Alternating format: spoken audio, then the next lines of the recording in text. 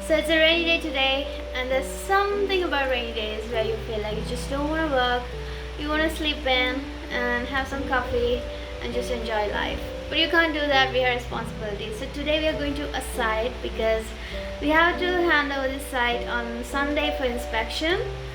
We're gonna go to the site and we're gonna check the site because almost everything is done by now.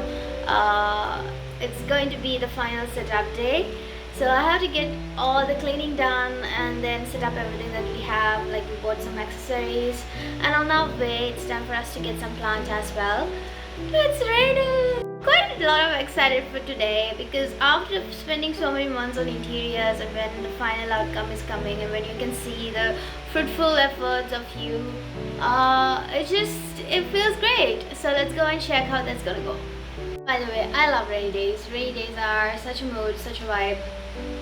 But sometimes on working days you feel like, rain, you should go away.